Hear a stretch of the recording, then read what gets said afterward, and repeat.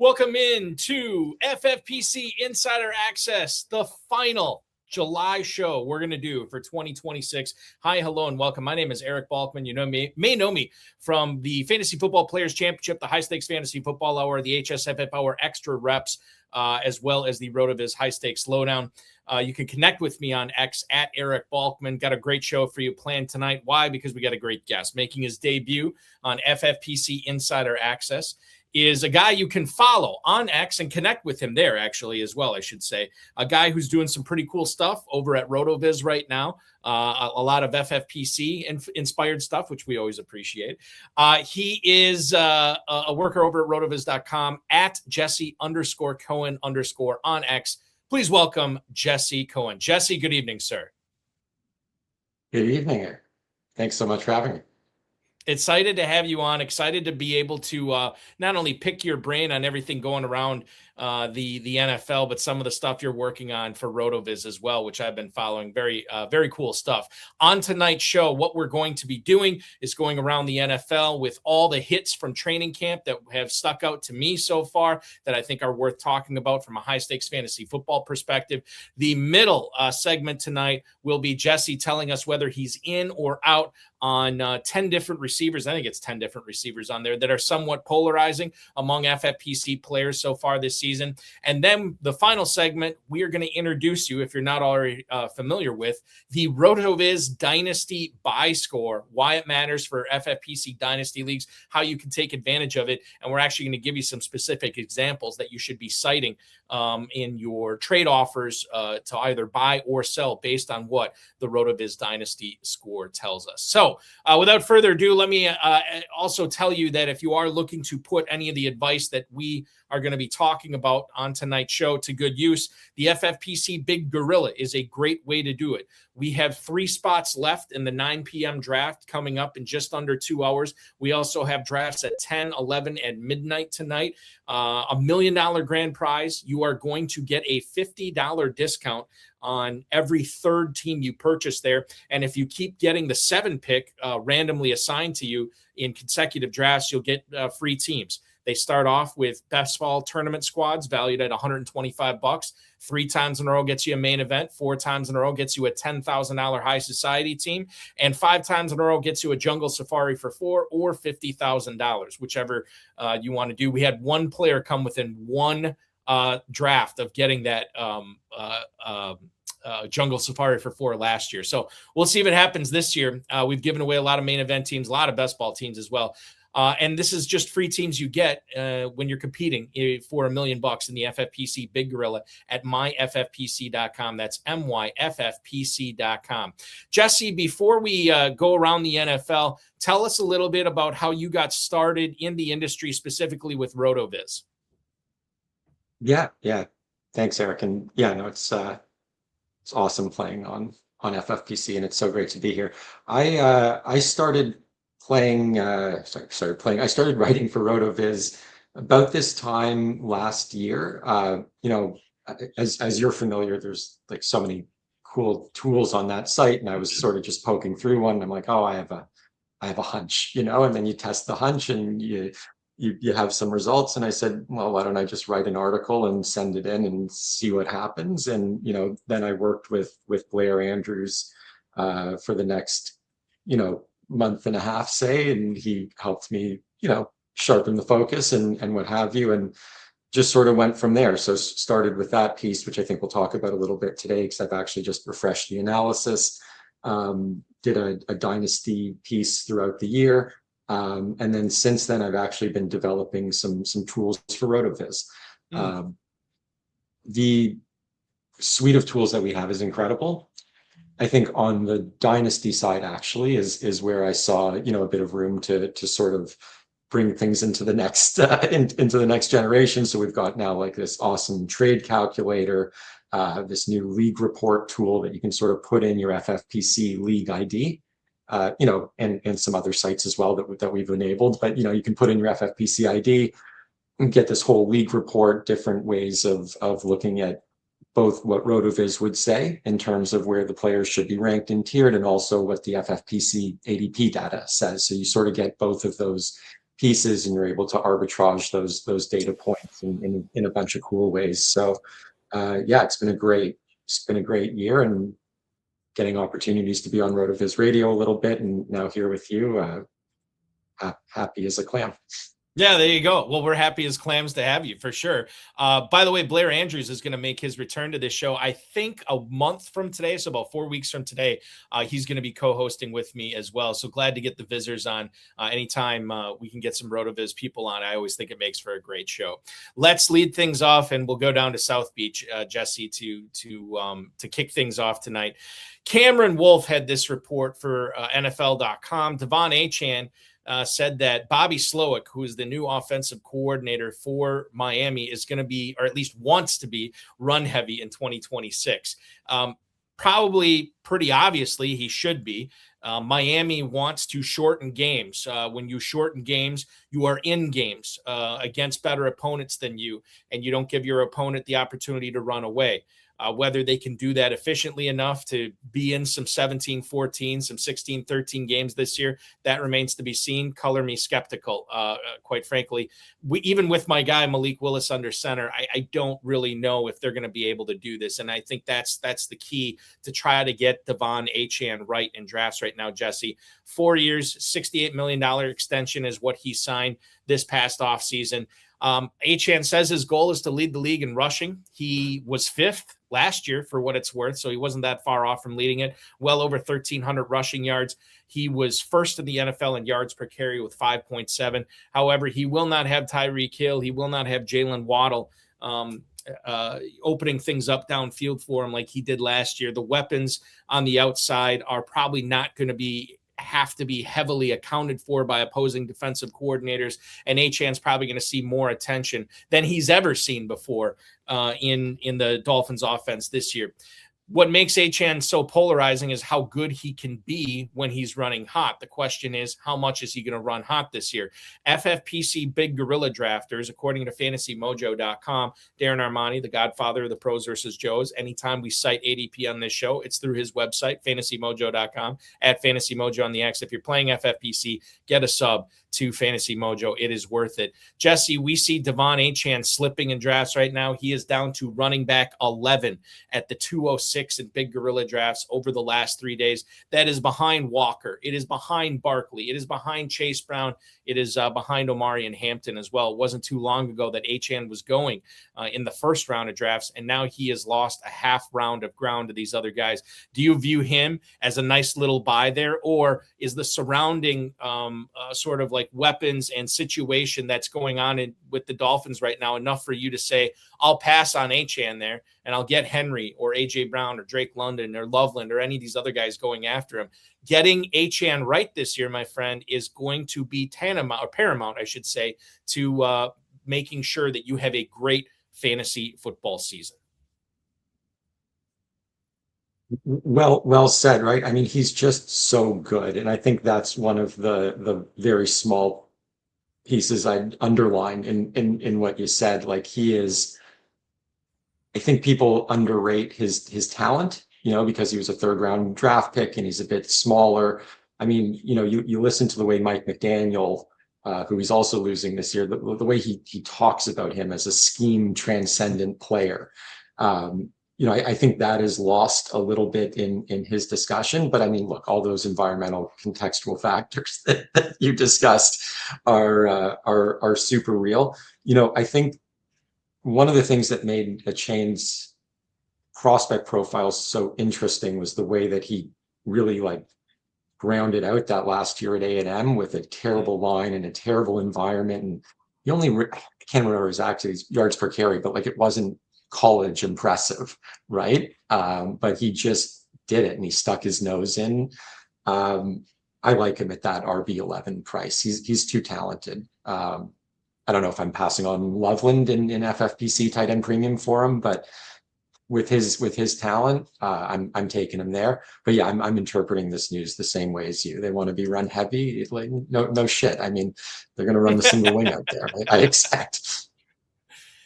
Do you, Jesse, think that, because I think one of the a lot of people, not just the Dolphins, a lot of GMs and head coaches and offensive coordinators this time of year, they'll talk about the importance of establishing the run, and we want to be a power football team and we want to run the ball.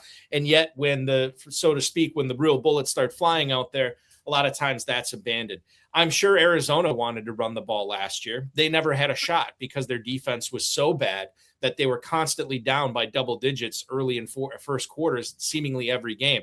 And I wonder your opinion on whether the Dolphins are going to be able to execute this strategy of making sure that they can run the ball, that they can hold the ball long enough to make Achane wear opposing defenses down, where you can get back to that 1,300 yard rushing yards per season level that he's been at the last few years.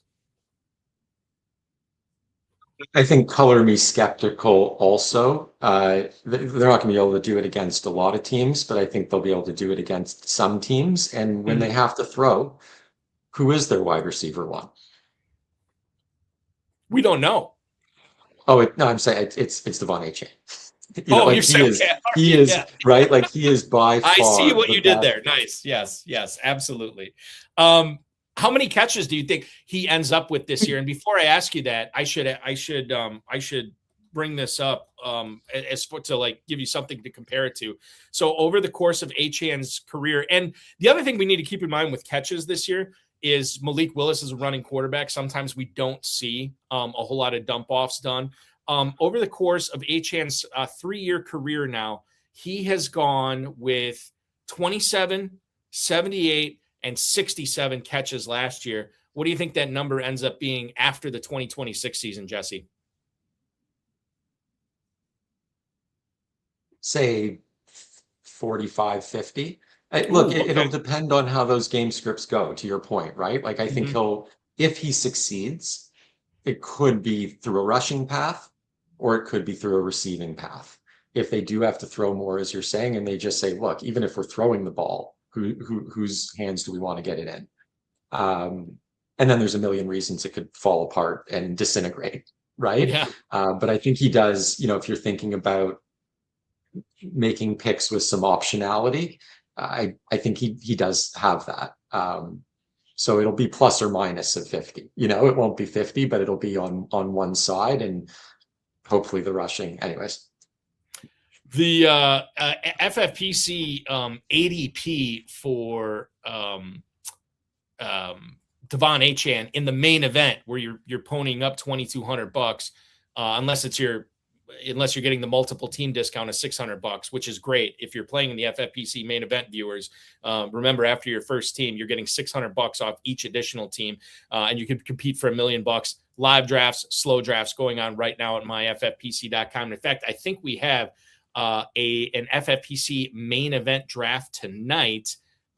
Yes, that's going off at 9 p.m. Eastern with spots still open there. So if you want to compete for $1 million in the main, go right there. I want to bring this back to the ADP in the main event for one Devon Achane. It is a little higher there, Jesse, than it is in the Big Gorilla. Running back 10 at the 205. So you're basically looking like the only difference is he's going ahead of Kenneth Walker in the main event. He's going behind Kenneth Walker in the Big Gorilla. Kind of a negligible thing when it comes to that. Let's move on. We are in South Beach, Jesse. Let's go far west to Seattle. And we're going to talk about Zach Charbonnet, and I want to see what your BS factor is right now on Charbonnet with some of the reports coming out. Albert Breer, who covers the NFL for Sports Illustrated, stated on Tuesday of this week that Charbonnet is a, quote, potential close call to be ready for week 1. What? Breer says that the Seahawks are obviously going to be smart with Charbonnet, and they're not going to rush him. He tore his ACL in January. I mean, we're talking about, not even 8 months, not even 9 months. And he's back on the NFL field, like in an NFL game. Forget about practicing and recovering. He's going to be in a game by then, which is crazy. Officially, the Seahawks haven't put a timetable on his status. Mike McDonald was asked about this, beg your pardon, a few weeks ago. And he said, everything's on the table. He wouldn't rule out, the PUP list. He wouldn't rule out, week 1 or what have you. He said everything's possible. I found out from Matt Schneidman, who covers the Packers for The Athletic, Jesse, that the Packers have a rule that there is no football activity until 9 months past when you tore your ACL. That is a rule. So even if you are ahead of schedule and you're looking good and you're doing everything, the Packers won't let you participate in any football until you are officially 9 months past that. And here Seattle might be putting him out there less than 9 months after he tore his ACL in a real NFL game. Charbonnet right now, as far as his ADP goes, which it all comes back to ADP and how people are looking at it, Charbonnet currently sits in the FFPC Big Gorilla over the last 3 days as running back 46, Jesse. He's at the 1204, smack dab next to Tyjae Spears. Two-part question. One, how realistic do you think it is that he's ready for week 1? And two, would you be drafting him if you were drafting a Big Gorilla team? Would you be selecting him in the early 12th round right now, or does that seem a little bit too rich? Who knows where anyone's BS meter should be when you see the way Malik Nabers is out there snapping off routes. So I know we'll get to Nabers in a bit, but I don't know that I'm trusting my BS meter at the moment, my friend. But Charbonnet's never been an enticing player to me. I think, the only time he's ever really produced is when, in a meaningful way, is when Walker is out. They have Price. Presumably he'll be healthy enough. Like, what's the upside, even if Charbo is healthy out there week 1? I get it. He catches passes. He can be at the goal line. I've just never thought he's very good. And I'm just not going to invest in players that I don't think are very good. Even if I think there's no injury concern, which obviously there still is here, despite one report from one reporter. I think the Charbonnet thing is, it all comes down to, and I think I've said this earlier this week during the Pros versus Joe's coverage, it depends upon how risk adverse you are in drafts, right? So like let's say you're taking a running back there. Well, Tyjae Spears is healthy. He's the number 2 in Tennessee for an up-and-coming offense. Jonah Coleman is there, who sounds like he's going to have a role maybe at the goal line and pass catching in week 1. Woody Marks, we heard from Jane Slater that he might be, and she kind of went back on this a little bit, but that he might be splitting time with David Montgomery there. So there is certain amounts of quote-unquote upside with those players there. But I would think that it's almost inarguable that none of those 3 other running backs that are going right around Charbonnet in the 12th round have anywhere close to the ceiling that Charbonnet has. So if you're willing to keep him on your team as a potential roster clogger when the bye weeks are going on, hey, I get it. Take Charbonnet, take your swing there. But he is going to be very difficult to cut off your Big Gorilla roster in the first few weeks, or even in the first few weeks of buys, if you haven't seen anything from him yet, in order to cobble together good enough lineups to compete, to try to advance to the championship round and the league playoffs and so on and so forth. Something to keep in mind with one Zach Charbonnet. We'll keep the running back conversation going here, Jesse, and we'll go back to the East Coast, back to Florida, to Jacksonville, to talk a little bit about one Chris Rodriguez. So the latest we heard on Rodriguez was earlier this afternoon. There was a report from the Jaguars' own website that Rodriguez himself is planning on being back for week 1. I didn't really think the foot thing was that big of a deal given when it happened in the offseason. But now it's seeming like, anytime we're getting these soft updates or ambiguous timelines or maybe non-timelines, then my spidey sense kind of like perks up a little bit that this team might not be letting on completely everything that's going on with this player right now. He is doing individual drills at training camp, which is a good sign. Liam Cohen said, quote, "We're trying to get him back without any sort of hiccups or bumps." So to me, this is, playing it safe and making sure that if he does come back, it's not too soon and he's going to be ready for a full season, a full workload. There has been a buying opportunity as a result, as you might imagine, for Bashal Tutin in the FFPC Big Gorilla, and Rodriguez has fallen a little bit. People are still paying up for Tutin. They're letting Rodriguez slide. I guess we have to include health in this question I'm about to ask you, Jesse. when you're trying to figure out which Jaguars running back to get, and you consider the ADP of these two players right now is growing further and further apart, not closer together. Tootin running back 22 at the 502, and then Chris Rodriguez running back 43 at the 1106. Are you banking on the value that you get with Rodriguez, or are you paying up for the potential explosion for Tootin as the lead running back in this offense in the 5th round? So I know you won't like the framing of this answer. Much like Charbonnet, I do not see the upside in Rodriguez to be chasing him, other than scenarios where the guy who I think is much better is getting hurt, which, you know, you could say about a whole bunch of guys, right? At a certain price, Rodriguez becomes palatable. I mean, that offense is going to be very good. He's going to have multiple 2-touchdown games, you would think, if he's healthy, right? So he's not a useless pick. Tootin is a tough one, right? Because he has all the upside in the world, including, I think, a better shot at least some of the goal line work than a lot of folks give him credit for. Liam Cohen has noted in pressers how good Tootin is with his sort of compact frame at finding those spaces to get through the mess into the end zone.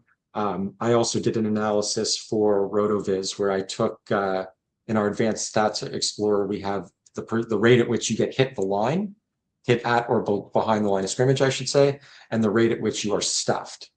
And so and the rate at which you're stuffed behind the line. And I sort of ran a regression on those to see who is getting past the line of scrimmage more often, less often relative to when they're getting hit at or behind the line of scrimmage. And both Tootin and Rodriguez had top 10 finishes in that mark. So Rodriguez should be a good goal line back, don't get me wrong, but I don't subscribe to the idea that they're necessarily just going to like yank Tootin out. You know, there's a drive, Tootin catches a screen pass, he gets him down to the 2-yard line. The fear is that he just gets yanked out and they put Rodriguez in.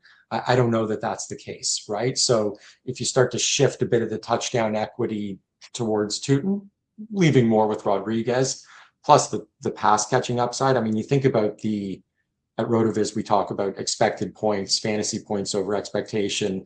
You think about the way those offenses, those Liam Cohen offenses in Tampa Bay, bit in Jacksonville, but there's just so much opportunity there. And, you know, maybe I'm talking myself a little bit into Rodriguez at the prices you're talking about, but Tootin could be a rocket ship, right?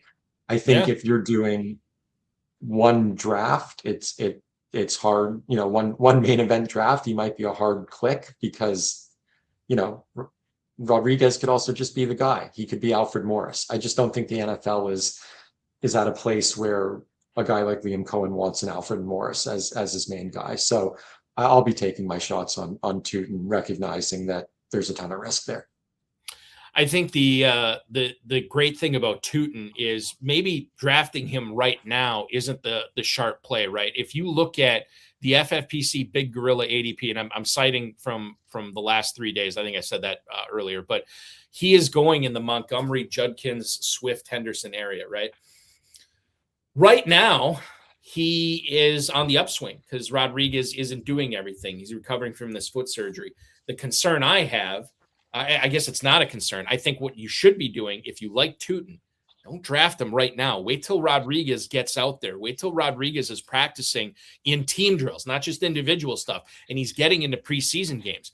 Tootin's at the 502 right now, but he could easily slip behind Swift and Henderson, Bucky Irving, maybe even Jadarian Price if we're not getting positive stuff about Zach Charbonnet. I don't think he ever falls below Jaylen Warren, but Jaylen Warren's at the 606. So I think it's entirely feasible that 2 weeks from now, 3 weeks from now, maybe we could see Tootin going as a mid-6th round pick to no fault of his own. Just the fact that Rodriguez's healthy presence there could change the metric a little bit. I also don't have a problem with him at the 502 right now. I think for his upside and his ceiling there and that offense, I'm willing to invest there to try to win $1 million. Wrapping up. That's a great point. And sorry, I just jump in quickly to say, you know, RotoViz subscribers, as you know, we're buying him at cheaper prices much earlier in the offseason as well, right? And there's the early best ball contests at FFPC that are so fun for that reason. I want to continue. Let's go up to Green Bay, my neck of the woods here, which is just about 25 miles northeast of me is Lambeau Field. And one of the guys that Packers fans have been eagerly awaiting to see on the field for more than just a few snaps is MarShawn Lloyd. Now, we got a report from the aforementioned Matt Schneidman from The Athletic that Lloyd spent this offseason, not just for a few days or a few weeks, he spent multiple months in California working with Dr. John Meyer to try to figure out what is going on with this chronic muscle stiffness, these constant structural issues that he's been having. If you remember, I think it was Lloyd, Eric Stokes, and Christian Watson a couple of seasons ago went to the University of Wisconsin-Madison to try to figure out why they were having so many soft tissue injuries. Seemed to cure Stokes. He's been healthy. He had a really good season with the Raiders last year. Seemed to fix Watson. The last 2 years, the only injury he's had was that torn ACL, right? But he's had no soft tissue stuff on the injury report or missed any games because of it since his visit. It was a little bit trickier with MarShawn Lloyd, but the Packers are hopeful that they figured it out. The quote from Schneidman's article was that Lloyd underwent a comprehensive evaluation of his lower body range of motion and his lower body and lumbopelvic strength. Lumbopelvic strength, by the way, going to be one of my fantasy football team names this year for sure. John Meyer said that he was overcompensating at his ankle, overcompensating at his hip, in part to trying to recover from this ACL tear that he had 6 years ago. And he was still overcompensating. His body was. The Packers, while they have been optimistic about Lloyd being healthy before, are once again echoing that he's not on a strict snap count, according to Matt LaFleur. He has no restrictions in camp. And certainly with Josh Jacobs off-field stuff going on, legally speaking, and then his on-field stuff where, granted, he was dinged up towards the end of last year, but he did start to show some signs of decline. This could be a very sharky pick for high-stakes players this year in MarShawn Lloyd. If we go to the Gorilla ADP right now, I can tell you that MarShawn Lloyd is going off the board as running back 54 at the 1403. He is going he's going after Kamara, after Sampson, after Algier. That's when you can get Lloyd. I feel like, and I've been doing this, I've been peppering MarShawn Lloyd into some of my best balls, even some of my managed leagues right now, Jesse, just to see what happens. Because if Jacobs were to miss any time, and I don't think he will, but if he, at least legally speaking, I don't think he misses any time this year. Whether he goes down for a health thing is a totally different conversation. But if he does, I'm very excited to see what Lloyd could do in this offense, and it's only costing me a 14th round pick. I'm bullish right now on Lloyd as well. What say you about the supposed RB2 for Green Bay? Look, my dad's an old hippie, so the idea that he just needed to go center himself and find his calibration and, get everything in attunement, I can get with. It's exciting, right? I mean, I think in a LaFleur offense, there's opportunity for him to have a little standalone weekly pops here and there, even if Jacobs is in for the whole season, which, for whatever it's worth, I agree with you. From a legal perspective, he seems to be in the clear. So yeah, Lloyd's exciting. I think LaFleur wants to run the ball, right? And they could also throw a lot more with those receivers there, but yeah, it's exciting. And probably no surprise that I'm going to take him over a guy like Algier, where I'm hunting those touchdowns like a Rodriguez. I think Lloyd is an easy guy to pick up because so many people have done with him, right? It's been 2 years of him letting fantasy owners down, and you can utilize that to your advantage too, to pick him up later than you probably should be able to get him in drafts.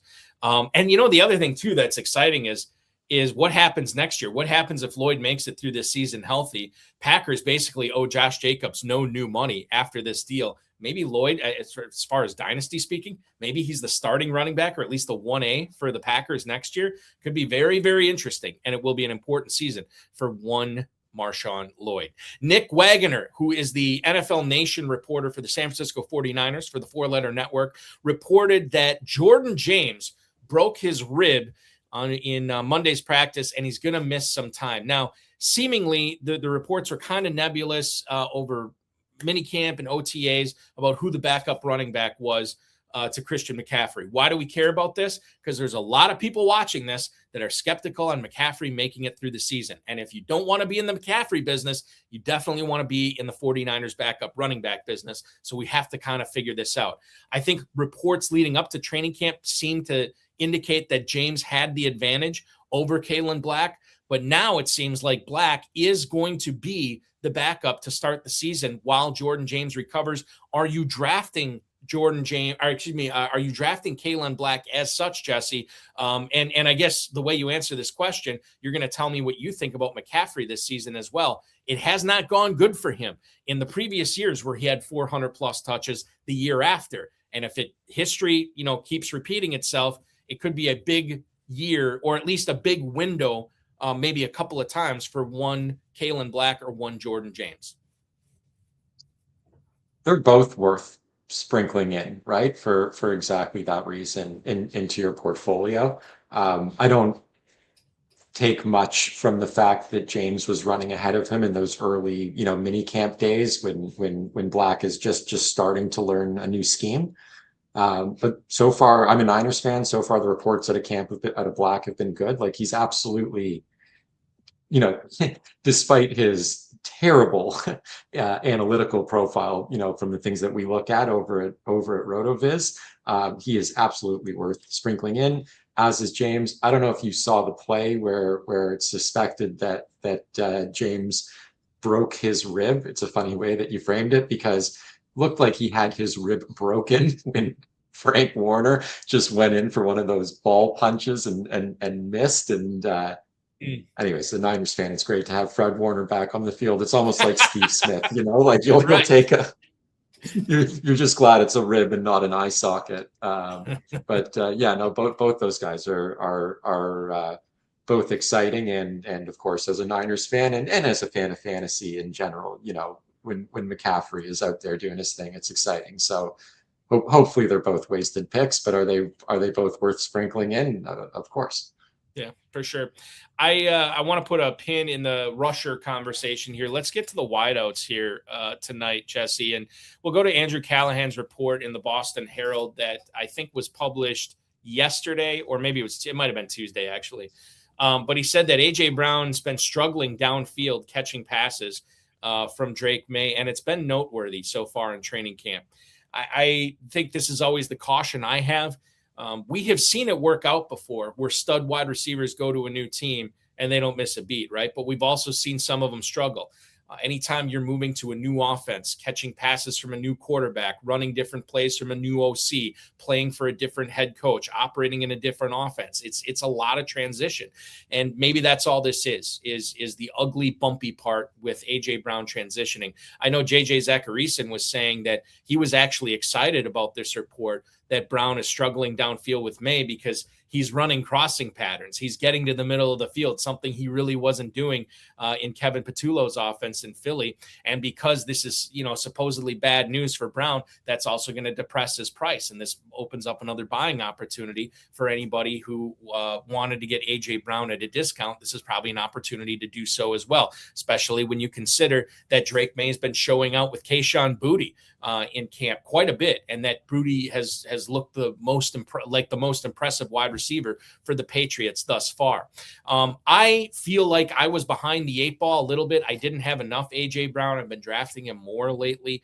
Jesse, do you think A.J. Brown is still worth that price right now in the FFPC Big Gorilla where he's going? And he's been pushed up quite a bit since his trade from Philadelphia to New England. You're looking at wide receiver 7 for him right now at the 208. The only receivers going in front of him, the big 3 at the top, Chase, Nakua, Smith and Jigba, and then St. Brown, Jefferson, and Lamb.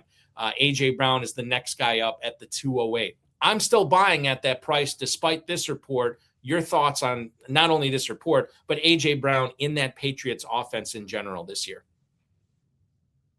Yeah, I mean, I was certainly buying him pre-trade when the writing was sort of more clearly on the wall than I've ever seen it, maybe ever, in terms of a guy, you know, gonna be dealt after June 1st. At this point, though, no, the price is too rich for me, and that's hard to say for one of my favorite players ever.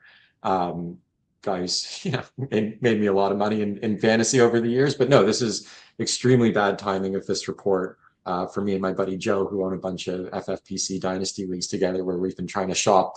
You know, we waited for the trade and then we got distracted, and now we're trying to shop AJ Brown.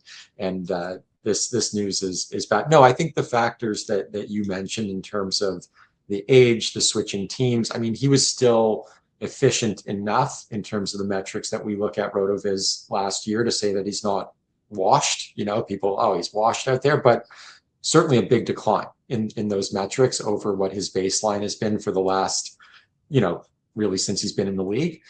If he stays steady at that, fine, he'll find his way, as you say. But if there's another decline, you know, these big receivers can tend to lose it pretty quickly. I mean, how quickly was DeAndre Hopkins? Not really worth much out there, you know.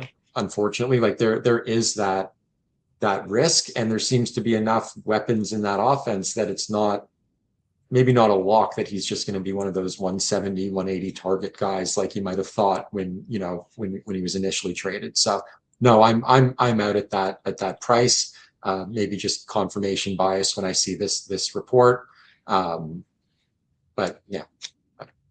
Are you in your FFPC dynasty leagues, Jesse? Are you right now willing to sell AJ Brown for 90 cents on the dollar, 85 cents on the dollar, or are you still holding for at least full value, or maybe even a little bit more than full value? Oh no, I'm always okay to sell a profile like this for 90 cents on the dollar.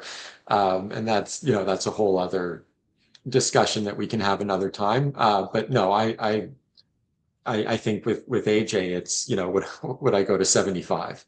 I will, you know, just to get tactical for a brief moment. We've tried to trade him for, you know, 27 firsts. Yeah. Haven't had any success.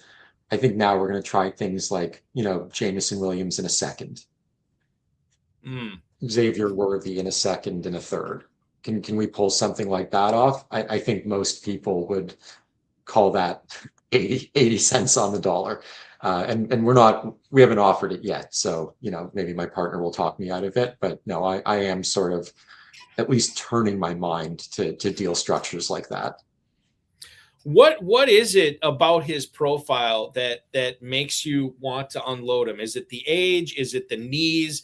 Is it a combination? Is it the way he plays the game? I'm just kind of curious, because I have AJ Brown in a couple of dynasty leagues, and man, I don't know what to do with him. Like, I don't know if I should be holding out. I don't know if I should be shopping him, but you definitely have me thinking more about why maybe I should be looking to cash in on that asset right now. Yeah, I mean, it's a little bit of each of the factors you mentioned, but it's probably mostly the macro way that I look at dynasty.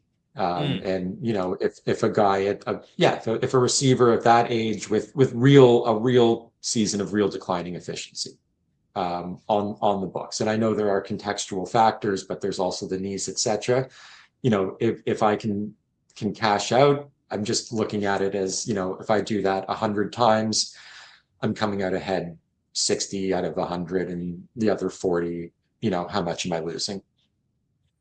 And I think too, this goes into your colleague Sean Siegel's perpetual championship window, right? Is unloading a player like him in order to get, you know, it's not unlike baseball, which, you know, how they do it there, where you're trying to have these cost controlled assets that will be able to produce for you for multiple seasons. And then once the cost gets that jump and also their playing skills maybe decline a little bit, then it's time to get out. And I think AJ Brown would fit that narrative this year as far as dynasty goes. I think what I'm going to end up doing, and this might blow up in my face, Jesse, I think what I might end up doing is hoping that he has like this 1,200-yard season where he gets double-digit touchdowns, 80-plus catches, and then when the whole nervousness about what he's going to be like in this New England offense subsides, I want to cash in on the high on that, and then hopefully get some youth and get some value for somebody who's gunning for it that year. And I can, get a little bit younger at the same time. Don't know if it's what's going to happen, and it is a risk, but I'm thinking that's what I might, it's probably what I'm going to end up doing right now. And just to further echo channel Sean, right. If the Patriots are playing meaningful football, say at least until week 17, maybe not making the playoffs, but like maybe it's midseason, you want to take a look at that, right? Because he can bang up his knee and he can sprain his PCL, in the wild card round, right? Like hopefully he just comes out hot, right? And that's, I think, where my partner will probably push me as well. Is let's hope he comes out hot and unload him in week 5 for something better than your stupid Xavier Worthy package, Jesse, is the text I'm expecting to get. I think you can make the case of Pickens is much younger, but I worry about him from a redraft standpoint of, what happens if Dallas is, 3-6 or something like that, and then he hurts his hamstring, and then what's going to happen to Pickens knowing that he's playing on the franchise tag this year? I don't know if he's going to gut through anything this year. So I don't know. It's all things that we need to consider before we get on the clock, so we know what we're doing with these players before we have to make that decision. Okay, I probably should have let off the show with this, but we're going to get to it right now. Jordan Renan, ESPN Giants NFL Nation reporter, posted this about an hour ago, that Malik Nabers told him he's been running routes for weeks, Jesse. And this is the thing that blows me away. The cleanup procedure that we knew he had in the offseason, the date that was reported on that was actually incorrect. And he had it seemingly much earlier than what we thought he had it. Okay. So Nabers, we're all blown away by how crisp his route running was at training camp this week. We thought at this time, a week ago, 7 days ago, we thought, 80%, 90%, he's going to be on the preseason pup. But apparently the procedure happened much earlier. Nabers didn't say when. I don't know if Jordan Renan asked him either. That would have been the easy follow-up. And I don't know if Nabers just didn't tell him or he was never asked. I don't know. But dude, this has been as high as people have been on Nabers all off season, seemingly. He had that massive drop off after we saw him at the Brian Burns celebrity softball game where he was dragging that leg behind him. And now we see him running routes. He's moved up to wide receiver 16 at the 403. Based on what I'm seeing, Jesse, right now, that is a smash the draft button when Nabers is staring at you at the 403. I don't think he makes it through the weekend at the 403. He's going to end this coming weekend, clearly in the 3rd round of the FFPC Big Gorilla. How high are you willing to take him right now? And I know that you're just finding out about this like I am, but things are pointing way up for the LSU star. Yeah, seriously. How many open slots did you say are available in those big money FFPC drafts tonight? Because I got to chase him up to the 2nd, right? Like, I mean, this guy is such a stud, and that is a wild news report. That same buddy Joe is going to kill me because he texted me a week ago saying we should try to buy him, and I was like, well, he had the cleanup procedure. And I mean, that's wild. In today's meta of reporting, there's 1,000 reporters, not one of them could get the date on that. That's wild. Yeah. I'm sorry, I'm just reacting in real time. Yeah, what is a high enough price for the most talented receiver in football?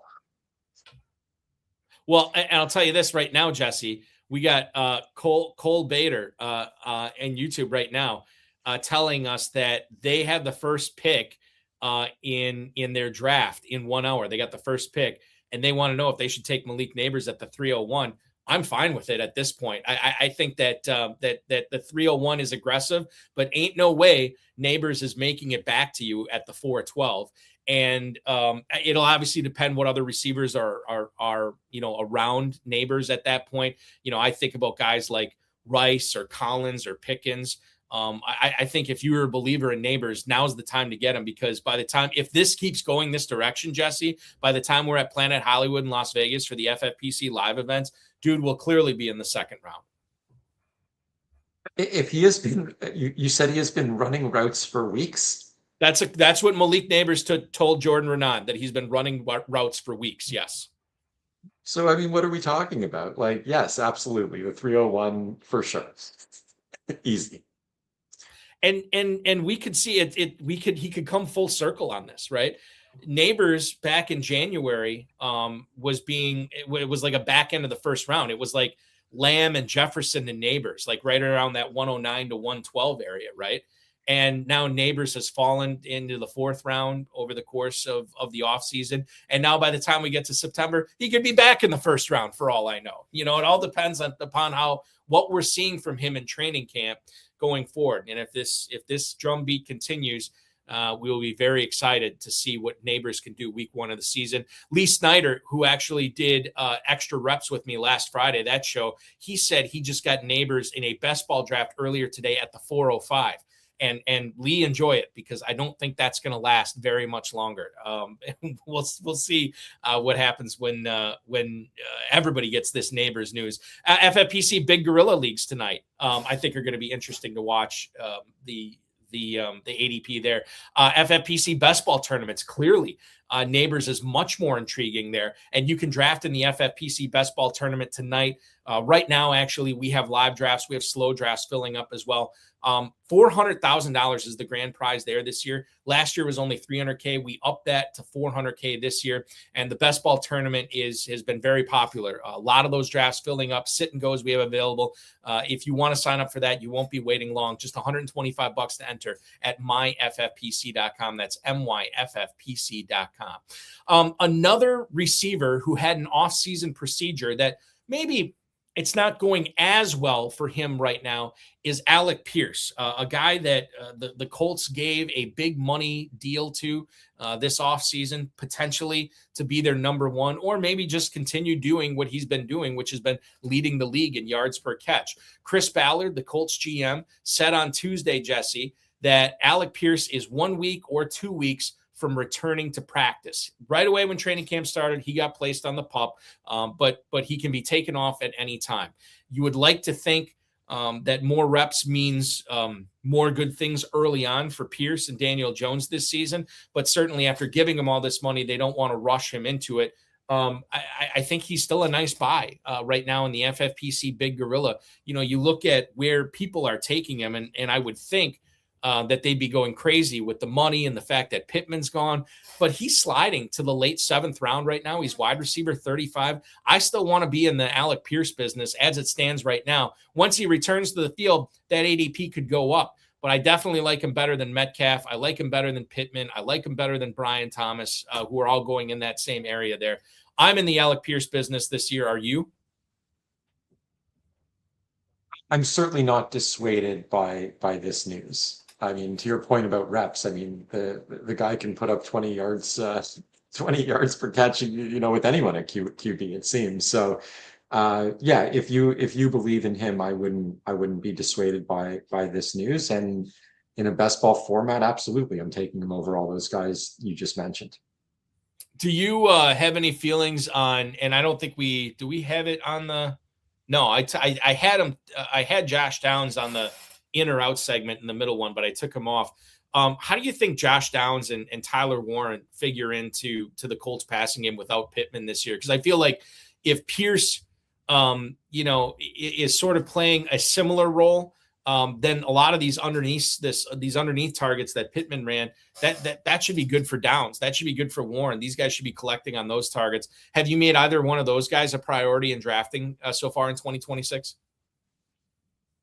Warren has been a huge priority for me. And it turns out some of the other writers at RotoViz as well, whose opinions you might care about more. I think Sean just called him the best buy in FFPC best ball drafts going at the moment. We also had just acquired him, me, Blair, Kevin, and Hassan in our FFPC Empire League Dynasty startup at a wicked price. I mean, Warren's such a funny guy, right? When he came into the league, he was old. But if you stack up what he did as a rookie, as a 23-year-old, he's kind of young, you know? Look at his stats compared to many of the other best tight ends in history going right now. I think he's going to gobble up those targets. I think Downs will to a lesser extent, but to some extent as well. I'm not a believer in Pierce's role changing dramatically just because they gave him that money. You know, teams in the business of winning games. If he could do all that short stuff, they weren't going to not give it to him last year, you know, because they hadn't given him the money yet, right? So I definitely like that to go to Downs and Warren more so. I mean, think about how they focused on Warren to start last year. It's going to be more of the same, I think. I think, sir. I think you're right. And we are seeing Warren rise in FFPC big gorilla drafts for sure. When you consider that the big three up at the top with Loveland and McBride and Bowers, Warren's getting closer to that tier than the tier that was below him with Fannin and Pitts and Kraft and Laporta and all those guys. This is interesting. I'm trying to spin this positively for DeJon Stribling, but this is a really, really bad report from Matt Mayoko, who covers the 49ers for NBC Sports Bay Area. He believes that Pearsall, quote, may not make any contribution in 2026. I'm going to read this quote from it as well. It's reasonable, rational, logical for the 49ers to not expect Ricky Pearsall to make any contribution in 2026. That's the full quote from the Mayoko story, which got published just a few hours ago. He's dealing with this PCL tear, or at least the swelling in the knee from the PCL tear. The Niners thought that this was going to heal in the offseason, but ostensibly it has not healed. And they're trying to figure out, and I think was this the report earlier that all options were on the table? I think I read from might have been, is it Grant Cohn who covers them as well? I always forget these Niners beat writers' names. But they're trying to figure out if surgery is going to have to happen here to fix it. And if he does have surgery on it, bye-bye 2026 season. He ain't playing at all. He certainly could have had surgery on it in the offseason, but the team thought it was going to heal. And if he was to have surgery, Mayoko was saying he probably would have missed the whole season anyway, no matter if he had it in the offseason or has it now. If he has it now, 2027 could be an impact. This is not great. And obviously this guy's, I mean, he's going to be the biggest faller of any drafts that go on this weekend in the FFPC or otherwise. But the positive here, this is an opportunity for the rookie DeJon Stribling, a player who was fast, a player who was strong, but definitely did not have the production in college. However, he got the draft pedigree, Jesse, one pick away from being a first-round pick. And now with Mike Evans, the aging Mike Evans on this team, Christian Kirk, who's hurt right now, they lost Juwan Jennings. Boy, it's all coming up Stribling, and certainly these extra reps ain't going to hurt him as a rookie with Brock Purdy. I'm very excited about Stribling and Pearsall. As much as I hate to say it, he's pretty much off my board until I get a new update on this knee. He has to be off your board. I mean, if you have the entire offseason to heal and you cannot make it through the first fucking day of practice, I'm sorry, excuse my language. As a Niners fan, we're all emotional. We're emotional about this Pearsall thing. Niners fans are not. I have Pearsall already on some of my teams. It's frustrating. And one of the benefits of being a Niners fan is that I've kept him off of most of my teams. But yeah, no, it's brutal. Yeah, he's got to be off the board. Stribling, I think this actually only helps him marginally because they're going to play such different positions and roles in the offense. obviously there's more targets to go around, say. But again, just such different roles. I think there are lots of good reasons to be excited about Stribling regardless, including sort of the overall portfolio of like literally all of their receivers could get hurt, right? If it's Christian Kirk is already hurt, Pearsall, I mean, Stribling's going to play the F, right? The John Jennings role, the Puka Nacua role. He's not Puka Nacua, but that is the role, right? The guy who's essentially playing move tight end when he's coming across the field. So there's lots of good reasons to be excited.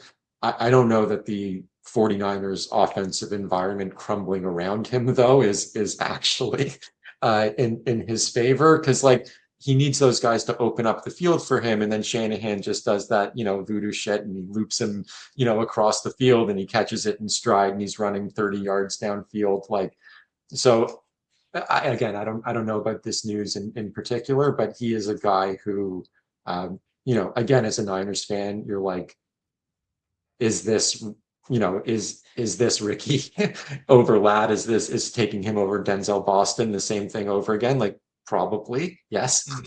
But there's lots of reasons to be excited. McCaffrey coming off the massive year, Kittle recovering from a torn Achilles. Evans is going to spend at least some time in the training room this year. And now this Pearsall thing, Christian Kirk is hurt. He might not even make the team. We could be talking about the Brock Purdy, DeJon Stribling stack at the end of the season that is carrying fantasy owners to $1 million grand prizes. I will say this too: you can't win $1 million in the baby gorilla, but you can win $100,000. DeJon Stribling's ADP is going to move up there. Jesse, right now, wide receiver 66 at the 1608. It's right by A.D. Mitchell, Jerry Jeudy, Flournoy, and then obviously the Niner from last year, Jawan Jennings. Stribling's going to shoot way up there. Baby Gorilla is a lot of fun. It's the same exact format as the Big Gorilla, just with a $125 entry fee. So if you've always wanted to play high-stakes fantasy football and play for a six-figure grand prize, this is a good way to do it. $125 to enter, $100,000 grand prize. FFPC Baby Gorilla drafts filling up today, tomorrow, all weekend long, lives and slows every day at myffpc.com. The first hour has really flown by, and there's so much more to get to. We're going to take our first break. When we come back, I do want to pick the brain of Jesse Cohen from RotoViz on whether he is in or out on some polarizing receivers this year, including, but not limited to, DJ Moore, DK Metcalf, Jayden Reed, and so much more. You're watching FFPC Insider Access. He's Jesse Cohen from RotoViz. I'm Eric Balkman. Stick around. We'll be back right after this. What's up, everyone? Andrew Cooper here of Fantasy Alarm, and I want to talk to you about my very favorite format ever, and that's best ball. Yes, we all love to draft. Drafting is the best part of fantasy football, but if you do too many drafts in too many real leagues, you end up with too many lineups, too many trades, too many waivers. It's a lot of work. There's a solution to that, and it's called best ball. You go in, you draft your team, and then you're done. You don't need to set a lineup, no trades. The algorithm optimizes your lineup for you every single week, so you can draft as many teams as you want. And the best place to play right now is myffpc.com, where they have the $125 buy-in with a $400,000 prize, and also a $35 buy-in super flex league with a $400,000 prize. Get in over at myffpc.com. Use promo code ALARM when you deposit for the first time. They'll give you $25 when you deposit $35 or more, and you can start drafting teams now and draft all summer long without having to worry about lineups or trades or any of that. Get in there at myffpc.com and start drafting best ball teams now through the rest of the summer.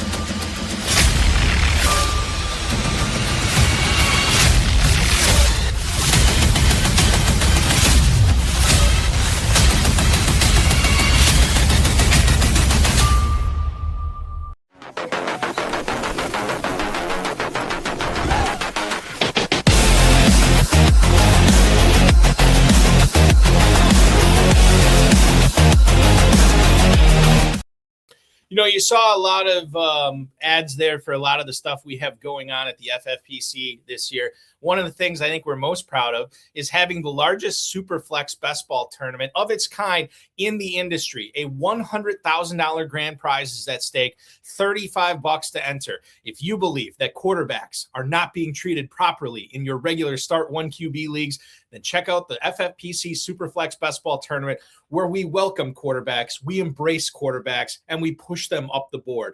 MyFFPC.com is where to go. For the FFPC Superflex best ball tournament, live drafts going on today, and for the rest of the season, slow drafts filling up through the remainder of the season, and sit and go is available as well at myffpc.com. This is FFPC Insider Access, welcoming you back in tonight. I'm Eric Balkman. Jesse Cohen from RotoViz is my guest here tonight. Having a lot of fun with him, talking about some of the stuff that's going on. I mean, like, I'll put together this show sheet for, the show like the day before, sometimes the morning of. And, for the majority of the offseason, not a whole lot changes. Like we struggle to find pieces of news that we can not only glom onto, but get, give you notable, actionable fantasy advice. There's not a whole lot of stuff going on, right? But right now we have so much going on. The fact that we break this Malik Nabers news tonight, we break this Ricky Pearsall news tonight, all stuff that happened just hours ago, and we're talking about it here tonight. Connect with Jesse, by the way, on X at Jesse_Cohen_. Let's find out, Jesse, if you are in or out on some of these players. The ADP I will cite for these receivers comes directly from the Big Gorilla over the last 3 days. The first one we'll talk about is one Rashee Rice, wide receiver 9 at the 212, right behind Brown, right behind London, right ahead of Collins, right ahead of Pickens. Are you in or out on the mercurial Kansas City Chief? I'm out at that price. I think there's just enough risk in his profile, in Mahomes' profile this year, and just enough upside with those other guys as well. You can make cases for all of them, and they're just a bit cleaner in my mind. Rice is a guy too that when he's humming, he's great for full PPR, right? He's going to get a lot of targets.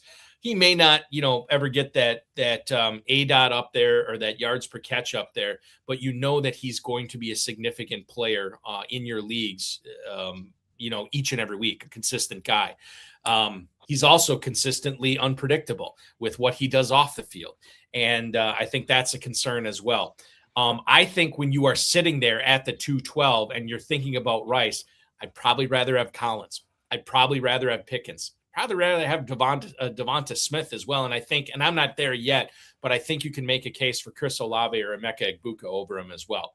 Interesting to watch that ADP as training camp moves on here to see how that moves. Let's go to another guy in Tetairoa McMillan, Jesse. This is a guy that last year, I sound like John Gruden, by the way. This is a guy.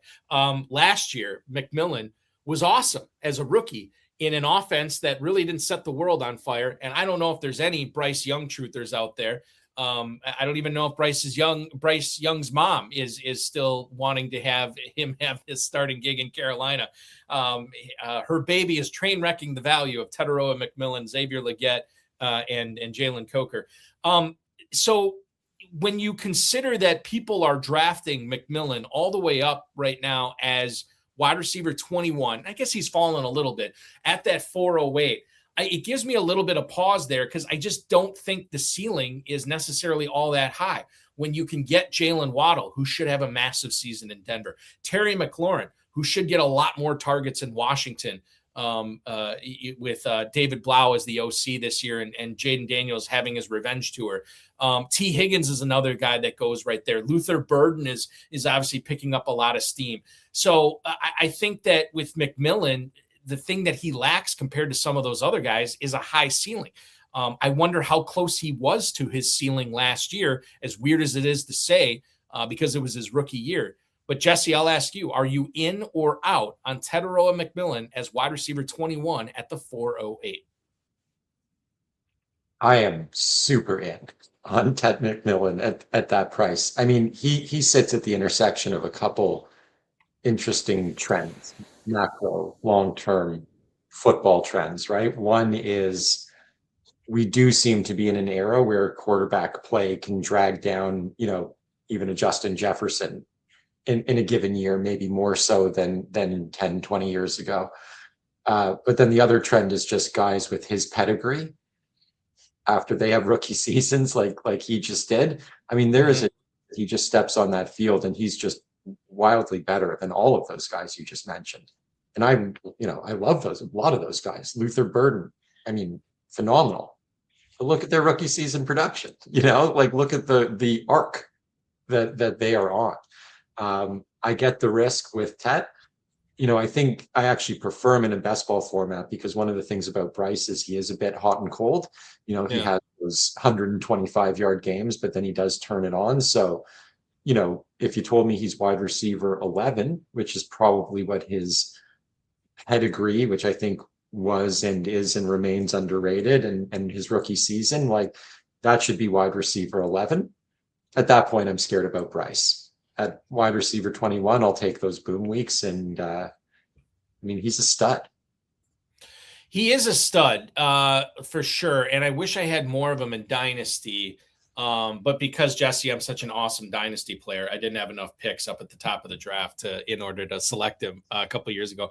I will say, kidding aside, McMillan was a player that we had seen going back to February and March consistently in round 3. We saw him go in round 2 in a couple of big gorilla drafts.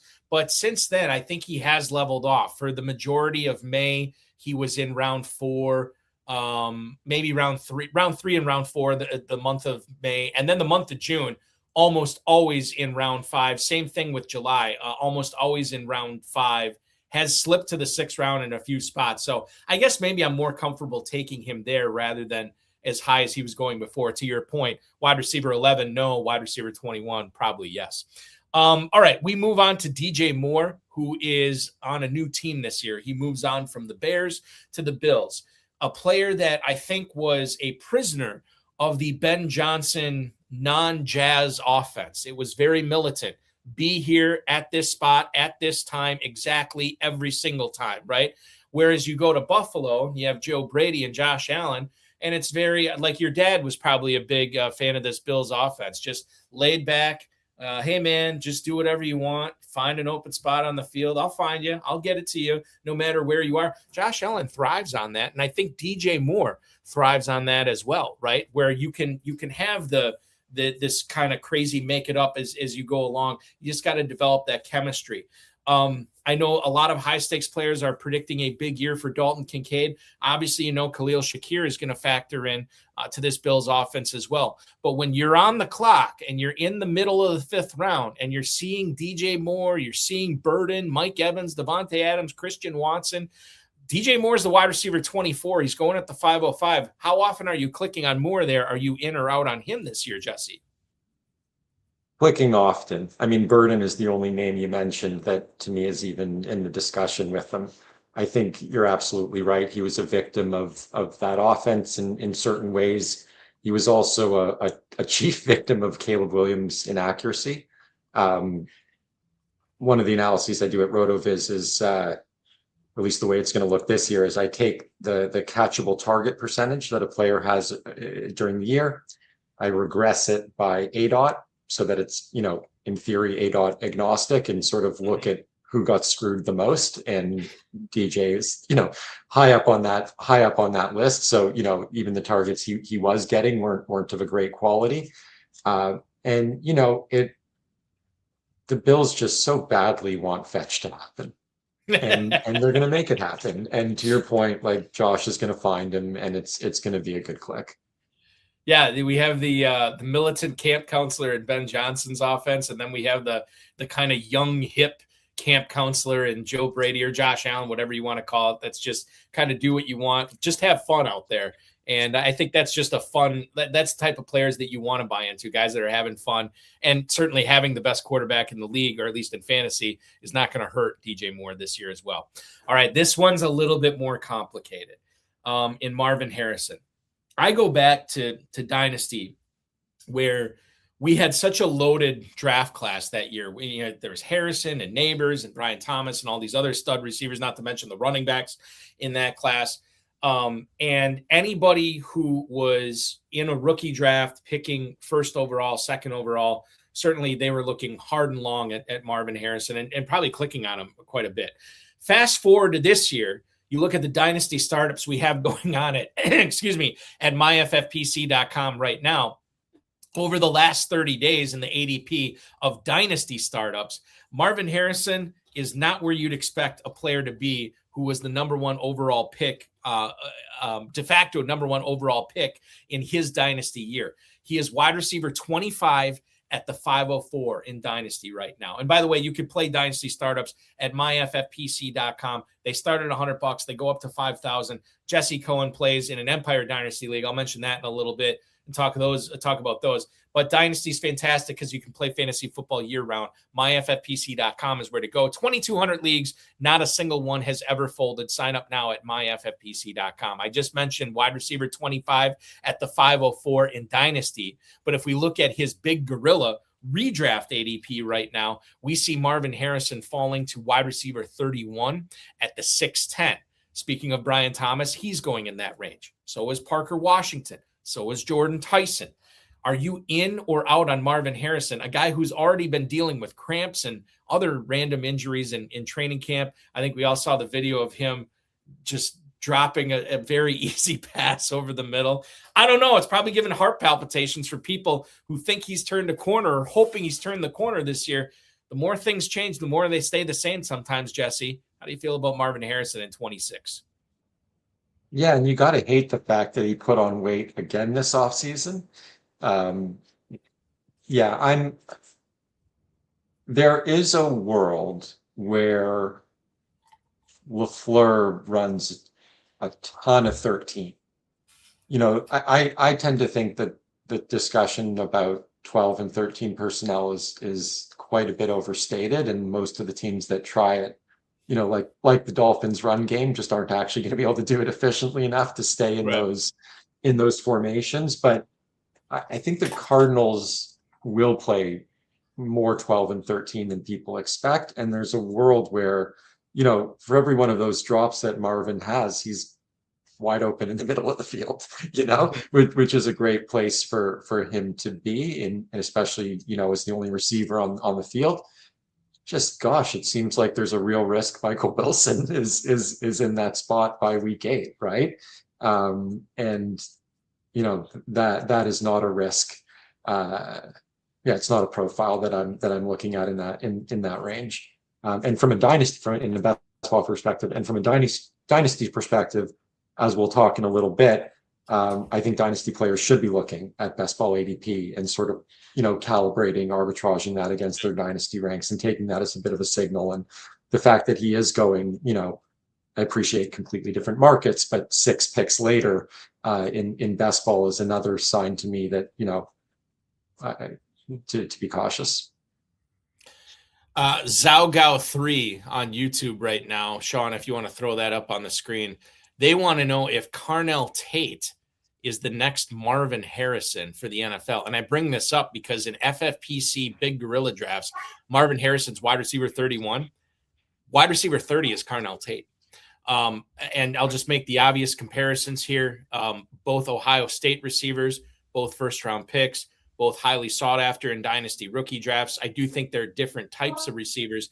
I'm not willing to say Carnell Tate's the next Marvin Harrison because I just don't think he was hyped up as much as Harrison was. Harrison was being hyped up like for several years when he was in college, right? And we just did not see that with Tate. He was behind Egbuka, then he was behind Jeremiah Smith. So I don't know if he's ever going to – I don't think he got to the hype level where he could be the next Marvin Harrison Jr., but I definitely could see him busting in the NFL. I don't think he does. I think he puts in a very solid career. I'm excited about Tate. I've drafted in a bunch of spots, but Tate's going right above Harrison in drafts too. And if you throw Tate in there with Washington, Tyson, and Harrison, I'm taking all 3 of those guys over Marvin Harrison this year. Yeah, no, I'm a big Tate fan. I'm excited. I will say I think probably the highest of any of the writers at RotoViz, and you know their name's better than mine for a reason, so take it with a grain of salt. But no, I'm a huge fan of Tate. I think the community, the dynasty community, has gotten so much sharper over the years that sometimes we just outthink ourselves a little bit. I mean, this is a guy with blue blood 5-star pedigree from the moment he stepped on a field as a freshman in high school, and he's just nailed it at every level. I understand that there are concerns with his production profile, but I think that one of the things happening beyond the fact, obviously, that he's sharing the field with the next Jamar Chase, the next Malik Nabers, is that sorry, 1 second, is that in college these days, it's actually a lot harder to put up some of the advanced metrics that people look at than it was sort of a decade ago, even 5 years ago, certainly 15 years ago. It was easier to have better age-adjusted production in particular in a different meta of college football. And I think a lot of the guys in this year's class are being affected by this. Tate maybe more than everyone. One of the things I did at RotoViz is I sort of said, okay, if you look at college stats over the last 25 years, because that's how far back our database goes, unlike a lot of other sites, I'll say, and you sort of normalize the production across that longitudinal horizon, it will pull up the guys in this class. Carnell Tate was already number one in what we call the Phenom Index. It's a metric that John Moore developed a bunch of years ago, looking at age-adjusted production. He was already the leader in this class, but with a score that makes you kind of go, when you apply that normalization, he's up there with, DeAndre Hopkins, Keenan Allen, like all pro types. Then you add the pedigree, the opportunity. I think Dayball is, the classic Peter principle. He wasn't a great head coach, but he'll be a just fine offensive controller for them. So no, I'm very in on Tate at that price. I mean, think about the prices Nabers and Harrison were going a couple years ago. For Tate to be wide receiver 31 is kind of bonkers. Yeah, it is. And I think that Wan'Dale Robinson probably drives that price down a little bit. His presence there, I think people are nervous about him potentially being the number one to start off the season. And obviously, you don't want to get off to a slow start in the FFPC, but I think Tate is going to be making people money at the end of this season for sure at that price currently.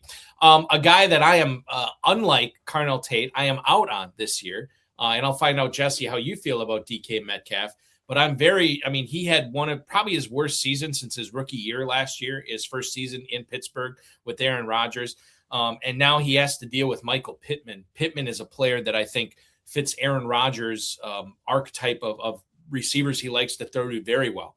A guy that is a tactician when it comes to running routes. Rodgers can trust him, should be able to trust him right out of the gate. Whereas DK Metcalf wins downfield, and I just don't know how much Rodgers is going to be throwing downfield. We saw last year those guys really struggled to have a connection. And now if you want Metcalf in your FFPC big gorilla drafts right now, you still have to invest a 7th-round pick into him. He goes right next to Alec Pierce, Godwin, and the aforementioned Pittman. I'd much rather have all three of those receivers over Metcalf. Could not be more out on Metcalf this year. But if you are in on him, I'd love to hear why. Not going to say I'm in, but I don't think I'm as out as you. And Kevin Sofreniak, these days the lead writer over at RotoViz, did a great piece earlier this offseason, just sort of considering what it's going to mean to move from Arthur Smith to Mike McCarthy from a pace of play, number of pass snaps perspective. And Metcalf is still the best athlete on the field in any given moment, in many given moments anyways. I don't think I'm in at that price, but I think he's actually a fine click at that price. Like, they're just going to throw the ball a ton. The defense is old. What if TJ Watt gets hurt? They really have nothing else on that side of the ball. And we know that McCarthy likes to, run a lot of plays. Rodgers will slow it down some with his, audibles and stuff at the line of scrimmage. But no, I think maybe everyone in that passing game is a decent click at cost these days. I may have to rethink my Metcalf position now and pepper in a little DK Metcalf into my life. I do have him on a couple of dynasty teams, but maybe I need more of them. Something I'll reevaluate now after hearing you speak about him, Jesse. Perhaps maybe the most polarizing name on this list is up next. There is a dead period during the NFL season, after the NFL draft, after the first few waves of free agency subsides, before training camp, where we just get no news. We get nothing, right? There's just nothing coming out. We're looking for any kind of morsel to latch onto. And this year, Quentin Johnston, for reasons I still don't understand, moved way up over the last month or so in FFPC drafts. Nothing was going on. I don't know if this is something where we just needed to do something and we chose to move Quentin Johnston way up, but I saw a lot of high stakes players do it. I know there's people watching this that are fans of Quentin Johnston. I'm not calling you out personally. I'm just saying I don't get it. And I continue to bypass him in drafts. I mean, best ball, it's a little bit different because he's going to have some spike weeks. But I mean, for where he's going, I mean, give me Michael Pittman. I'm in on Josh Downs. I think Mekhi Lemon is much more fun to draft than Quentin Johnston this year. The Charger effect, the Mike McDaniel effect is real. I saw somebody in one of my shows this week say that all the Chargers are values right now. I would say the opposite's the case because all the Chargers are being pushed up. It's not just Johnston. It's McConkey. It's Hampton. It's Justin Herbert. I mean, it's probably not Gadsden, but Njoku's moving up, right? And Trey Harris is a guy that's moving up as well. So I can't get on board on Quentin Johnston. If he falls, then maybe I'll be in on him. But I am out on Quentin Johnston currently as wide receiver 39 in the 8th round, Jesse. Especially when you can get a guy who was playing ahead of him in a bunch of formations as a rookie to end last year, who had a great prospect profile. How many rounds later in Trey Harris, right? Like you want to buy a piece of that offense. But I'm with you. All the sexy pieces are overpriced. So yeah, give me Harris. Look, to your point, you want to sprinkle if you're a large portfolio player, you want to sprinkle in QJ. To your point, wasn't there that Mike McDaniel quote where he compared him to Andre Johnson? Yes. Yes. Maybe that's what it was, Jesse. Maybe that's what it was that drove up oh God, Mike McDaniel thinks he's Andre Johnson. Let's start drafting him higher. I don't know. I think we're smarter than that. But I will say to a lot of the QJ truthers out there, if there's one receiver that Mike McDaniel has talked up on this team in the offseason since he's taken this job, it's probably Ben Johnston. And I don't think it's close. So there is something to be said for that. But I'm kind of with you on this. Like once in a great while as a FOMO pick. But other than that, I'm moving on. We'll go back to my Packers and talk about Jayden Reed. And I know, and there's some smart people in on Jayden Reed this year. But I look at Reed as a guy that should be the beneficiary of not having Dobbs and Wicks there. That should be the beneficiary of a Packers offense that should be passing more. And yet, when training camp opened, who was out there in the first 2 wide receiver set? It was Watson and it was Golden. It wasn't Jayden Reed. And I wonder if this continues this year, where if the Packers are going with 12 personnel, which they did a lot last year, I don't know how much 13 they'll do. But what happens when they're in these 2 wide receiver sets? I mean, is Reed simply out of the game and he only plays in 3 wide receiver sets again? I think that is more likely to happen than not. Fine for best ball. Jayden Reed is a playmaker. He has been his entire career in Green Bay. Wide receiver 46 at the 10-01 and the big gorilla. Okay, I can get on board with that as wide receiver depth. But who's to say if I'm starting Reed because one of my guys is hurt or on a bye, that he does more than 2 for 15. I think those weeks happen more often than they probably should of a player of that ilk. We think about the great things. We think about the positives with Jayden Reed. But when it comes down to brass tacks, unless the Packers play a lot more 3 wide receiver sets than I'm projecting them to do this year, I don't see a whole lot of value in Reed being that kind of home run pick or that home run swing you want to take at that point in drafts. Jesse Cohen, are you in or out on Jayden Reed in 2026? I'm in the same boat as you, and it's kind of the same question I have about Josh Downs, as lame as that is to say, right? Like, we really, really want these guys to do it, and they're so good, and we love them. But we've been hoping for years, and the teams clearly don't want to do it. I mean, the Colts, different story. We're talking about the Packers. The Packers very, very clearly do not want to do it, and maybe there's a world where he puts up 250 yards in rushing and 4 rushing scores, and that part of his game comes back more, and that's the piece that makes him a good click at that point. So I think, like you, Jay, I don't want to have none of them in my portfolio, but I am, like you, done wishing and hoping that he gets into those 2 receiver sets. And the Packers locked him up too, right? They paid Watson, they paid Reed. He's clearly a part of their future there. I just think he might be a better NFL player than fantasy. Quentin Johnston, Jayden Reed, # better in best ball. And I have no problem with their ADP there. But right now in redraft, I want to go for a guy that's just going to be on the field more, that's going to run more routes and have more opportunities to make plays. All right. You kind of threw Xavier Worthy under the bus in an earlier comment about a dynasty trade, but so I kind of think I know where you're at on him. I'm going to let you speak your piece on this first, and then I'm going to say mine. Xavier Worthy right now is wide receiver 48 in the Big Gorilla. He is at the 1006. This is Jacoby Myers, Jordan Addison, and then both Reed and Golden territory there for the Packers. Are you in or out on Xavier Worthy in the 10th round, Jesse? So I misspoke then if I conveyed that I was trying to throw Xavier Worthy under the bus. Jesse, just let me preface this. Basically, what you said was, well, who are we talking about a dynasty trade? Was it AJ Brown? Let me ask you this. What I suggested was that I would trade AJ Brown for Xavier Worthy and a 2nd and a 3rd. That's a bad trade. I don't know. That's a bad trade on which side? I would much rather have the AJ Brown side in that. So I'm pretty bullish on Worthy, right? That I'm even considering that. Yeah.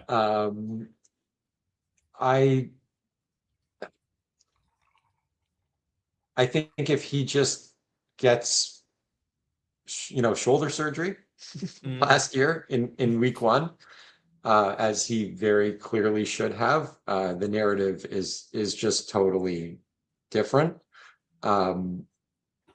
There's so much to like about his analytical profile, and I appreciate that if you are out on Worthy, then nothing that I'm about to say will convince you. But I do believe Reed and the Chiefs, when they talked about the plans they had for him going into last year, and that they see the ability for him to reprise that role with 2 working shoulders. I don't know if you manage employees in your current or past life, you've got a difficult, insubordinate, criminal employee, you don't want to fire them, deal with the severance, not get the value out of their contract, but you're making plans too, right? Like there is a world where the Chiefs say, we want Worthy to be our number 1 receiver, co-number 1 with Rice, which is what a lot of smart people were predicting going into last year. So at that price, as an arbitrage on Rice to get a piece of that Mahomes offense, just compared to those other guys with really Jacoby Myers, are you like, give me Worthy 10 days out of 10 on that one. we will see. I know I'm in the minority on this one. I will surprise you and say I am not out on Xavier Worthy this year. I will say this: there are a lot of people who I respect that believe that Tyquan Thornton is actually the field flipper you want to target in best ball much later after Xavier Worthy goes off the board. I am still of the belief, while I didn't like Worthy too much, I thought he was more just a speed merchant than anything else. Kind of like what a lot of the people were saying about Matthew Golden, what a lot of people were saying about A.D. Mitchell. I kind of saw Xavier Worthy as a rich man's version of that. So I didn't really get in on him in Dynasty. I will say, to your point, I think the Chiefs had big plans for him last year. I think he is a very complimentary piece to both Rice and Travis Kelce. And then when his own teammate committed chief-on-chief crime in week 1, those plans got derailed. He was wearing a harness basically the rest of the season. The Chiefs didn't want him running stuff over the middle at all because they were worried about aggravating that injury. And I really think he never got off the ground. I'm willing to give him a mulligan. And because of that, when he goes in the 10th round, he is a player that, and there are players I like there. Like, I think Golden is a fine pick there. I'm in on I just took Jacoby Myers at that spot in a draft earlier today. Jordan Addison, I've been adding some dashes in there too. He's probably the one I've taken least. But Casey Concepcion, I'm drafting there as well as a potential number 1 receiver for Cleveland. So yes, there are other players I like there, but Worthy's still a player that I can definitely get on board with in the 10th round. So that's our soliloquy on Xavier Worthy. We'll wrap up this conversation with one more. And that's Jayden Higgins, a player that many people within the Texans organization have gone out of their way, Jesse, to talk about how they're expecting big things. They're expecting him to take a big step forward this year. Wide receiver 54 at the 1108, so basically a round after Worthy is where people are taking Higgins. Things to consider.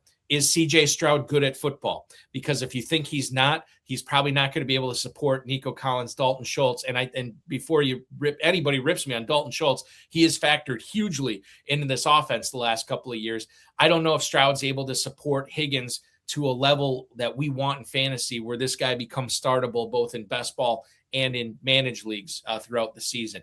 If you answer yes, Stroud is good, well then yeah, I think I can get on board with Higgins. I know there's people who like Jalen Noel. He's dinged up right now. Obviously, there's still Tank Dell people out there that are saying he's going to factor into this offense this year. But I think if there is a big 3 in Houston, it is Collins clearly is the one, Schultz and Higgins fighting to be the number 2 target on that team. At the 1108, yes, I am in on Jayden Higgins this year. What say you, Jesse? There's enough upside and he had a good enough prospect profile that you have to be in at that price. I think if you simulate the season 100 times, more often than not, he is not a guy that matters for all the reasons that you mentioned. And I don't think CJ Stroud is bad at football. I just think that D'Amico Ryans is going to want to take the air out of the ball and rely on his incredible defense and not put Stroud in too many, try not to expose him, which isn't to say he's bad, but that's going to be how Ryans is going to think. That's been how he's thought throughout his tenure as a coach there. And I'm with you. They're going to invest targets in the tight end position, just like they just invested draft capital into the tight end position. So I'm with you there. All that said, could Higgins catch 10 touchdowns and 800 yards at his frame with a quarterback who, I don't think is bad? Absolutely. So in the 11th round, I think you said that's a fine click. Yeah, I'm with you. And hopefully that helps people suss out these players that we talked about tonight, going anywhere from rounds 2 through 11, polarizing wide receivers by the industry. And hopefully Jesse and I helped you make better informed decisions when you're on the clock and thinking about drafting these players. That's Are You In or Out? We have one final segment left in the show, and I do want to get into this RotoViz Dynasty Buy Score, something that you guys have developed, and I know you've written a lot about, and we're going to help people when it comes to Dynasty Fantasy Football. how can they use this Dynasty Buy Score to their advantage when they're considering trades. We have that segment to get to. There will be some player conversation that will be tangible advice of players you want to focus on buying or selling based on this metric. Jesse Cohen from RotoViz co-hosts FFPC Insider Access with me right now here on the Better Sports Network. I'm Eric Balkman, Sean Engel producing. Don't go anywhere. Take our final break now and come back right after these messages. What's up, guys? Andrew Cooper here of Fantasy Alarm. And guess what? The big gorilla is back over at FFPC. This contest has $5.8 million in prizes and $1 million up top to the winner. And it's got a pretty reasonable buy-in of $350, access to the high-stakes community where the best players play in all of fantasy football. You go out and you win a contest like this, and people are going to remember your name. The FFPC Big Gorilla open right now, and $1 million coming home with you. And if you buy 3 teams right now, you get $50 back off the buy-in. You're going to want to buy multiple buy-ins to this contest because they also have the 7 bananas giveaway if you get the 7th pick multiple times. Check out the details over at myffpc.com on that, but you can get free best ball entries, free entries into the main event, which is a $2,000 buy-in contest, and possibly even, believe it or not, a jungle safari or $50,000. Your choice. I'm picking the safari. So go to myffpc.com, use promo code ALARM if you're a first-time player. They'll give you $25 when you deposit $35 or more, and you can get involved. And you know what? They also listened to you guys and added one more contest, the Baby Gorilla. Can't do $350? Why not do $125 buy-in, $100,000 grand prize, $675,000 prize pool? They have something for everyone over at FFPC, where the best players in the world play fantasy football.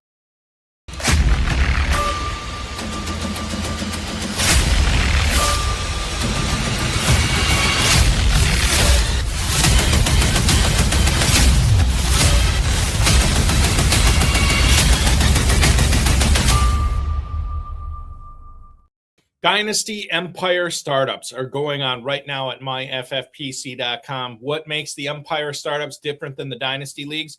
A portion of those prizes are set aside. And then once every year, and then once a team wins that league 2 years in a row, they not only win that year's prize, they win all the cash from that Empire pot that builds up year after year. The league disbands and you're free to join a new Empire league. They start at $100. They go up to $5,000. MyFFPC.com is where to go for FFPC Empire Dynasty startups. And we're talking with living, breathing proof that people love them. Jesse, you are in one right now with Hassan, with Blair, and with Kevin, right? Drafting an Empire startup. How's that going for you guys so far? It's great. Excuse me. We completed the draft a couple of weeks ago. Our strategy was basically to say, let's not really try to win in year one.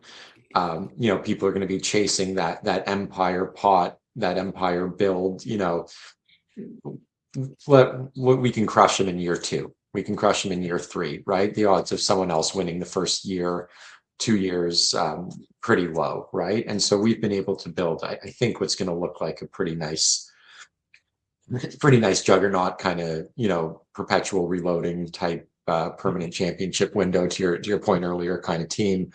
Got Tyler Warren, who we mentioned before, Carnell Tate, whole bunch of first and second and third round picks, which, as you know, are so valuable in those FFPC leagues. I mean, so are the 8th round picks, because you can get MarShawn Lloyd, by the way, but that's a different discussion. So yeah, we are excited to play for the 101 in the back draw, say, this year, and then really come out firing in 27. I get emails all the time during these startups about people who are trading startup assets for future first round picks. And they're like, well, why is this team tanking? I don't understand. Like, I don't want to play in a league where a team's tanking. And I said, well, it is a viable strategy. Let's talk about this in future years. And then I get emails coming back. Boy, you were right, because this team has been in the championship, or one of the top 4 in the championship the last 2 years. They really loaded up their roster. And I think that's one of the things that if you can pull it off, where you take your lumps in year one, having all those extra 2027 firsts, especially next year in the 2027 draft, and having those 2027 seconds, that can really help you have a big, long window of competing for a title, and which is crucial in Empire drafts when you're trying to win it in back-to-back years. So a lot of fun there with Empire startups. Okay, so one of the things you can use to your advantage is checking out not only everything that RotoViz has to offer and all the tools and all the great pieces that you guys are doing there, but I want to focus in on the Dynasty Buy Score, something that RotoViz came up with. You'll have to help me out. Was this the first year of the Dynasty Buy Score, Jesse? Yes, this is the first year of the Dynasty Buy Score because it is going to be sort of one of the tools, one of what I'm calling the dynasty tools that I'm kind of stuffing into our portfolio manager tool. Mm-hmm. We're in the process of building a dynasty portfolio manager tool where you can load all your FFPC dynasty leagues, the dynasty leagues you may have on other sites as well. See all of your exposures, have a trade calculator that's synced to your league, all sorts of fun features, and the Dynasty Buy Score is one of them. The whole thing is just it's stuff that all of us have been doing in the back of napkins and Google Sheets over the years, and just trying to streamline it for our subscribers.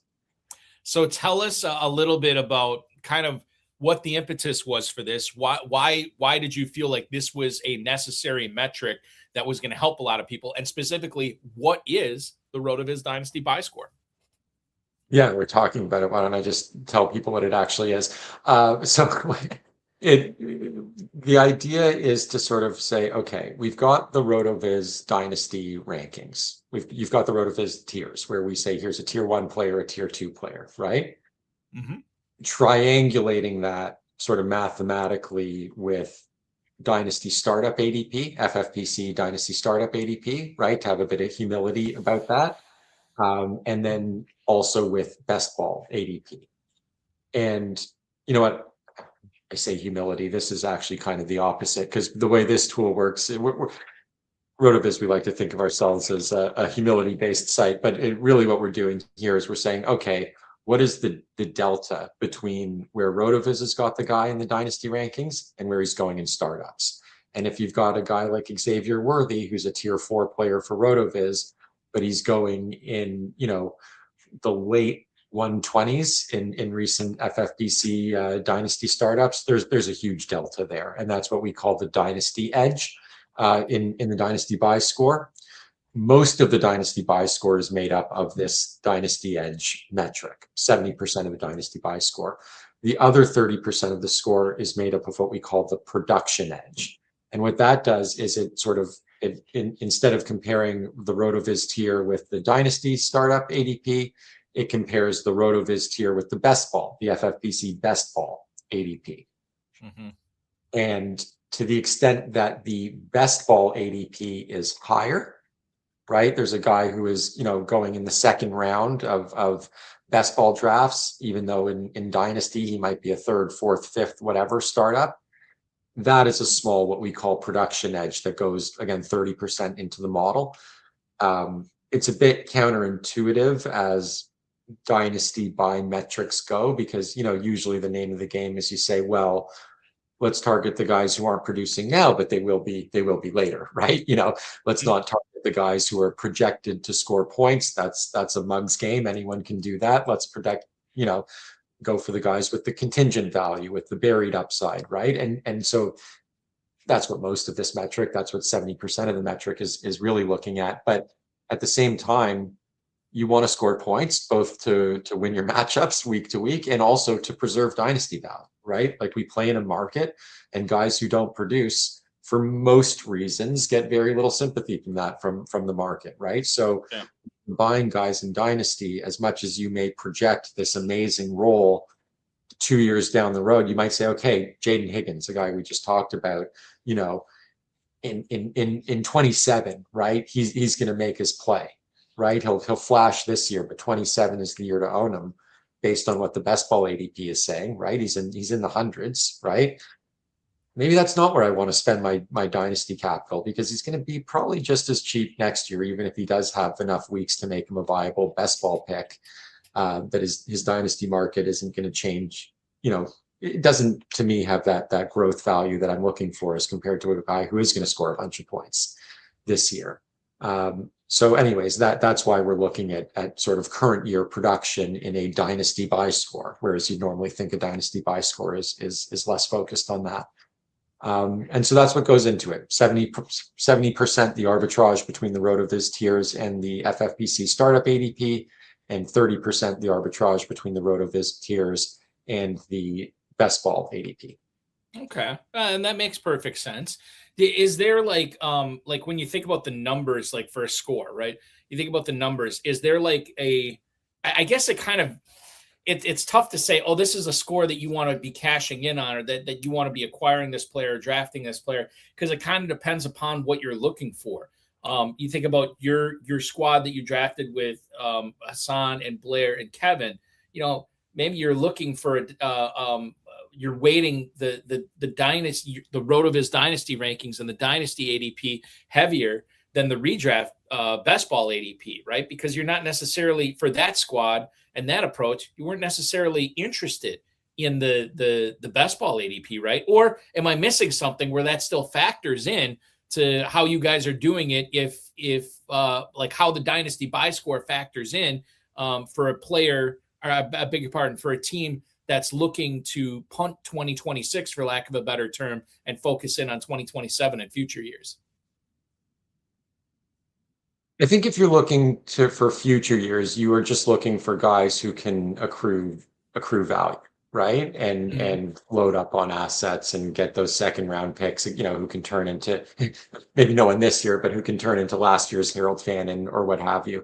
I think in terms of reading the scores and the tool, to your point, in that team that I drafted, with Blair and those guys, we're not going to go target the number 2 option, the number 2 dynasty buy score guy in Aaron Rodgers, right? That's a crazy name to have number 2 at the top of a dynasty. It is wild. Score, when I saw that, I'm like, oh, okay, I gotta dig deeper into this metric here. So it's team specific, right? There's, if you're a team that's looking for the future, right? You're looking at the names on the list, like Xavier Worthy, no surprise, right? Maybe a Jameson Williams, a Kenyon Sadiq, a Jordan Addison, right? Guys who, they're not looking as strong in the production edge this year. Absolutely. And so there's guys who pop in the metric if that's your build. And if you're a build and you're looking to add points this year, again, with the way that Mike McCarthy is going to potentially have him slinging the rock, there are worse ways to spend a 3rd round pick. Maybe you can even buy Rodgers a bit cheaper at some point this offseason. Certainly in FFPC Dynasty rookie drafts, he was going super late, right? Like, there are worse ways to put points on your roster this year. I'm in a position where I'm selling AJ Brown every time at age, I was selling him for Tate McMillan a couple of years, whoever, right? I don't mind buying back in on these veterans, when they are completely unsexy and especially, someone takes on an orphan and they're looking to just get rid of someone. There's worse ways to spend a 3rd round pick than Aaron Rodgers, I think, this year.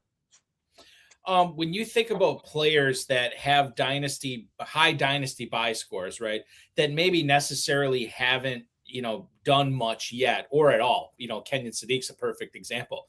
We haven't seen him on an NFL field yet, but when you think about some of these other players maybe that we have seen on an NFL field that maybe have underwhelmed from a fantasy standpoint, but still had high dynasty buy scores. Was there anybody that stood out to you when you were looking at some of these players and looking at them through the eyes of this new metric?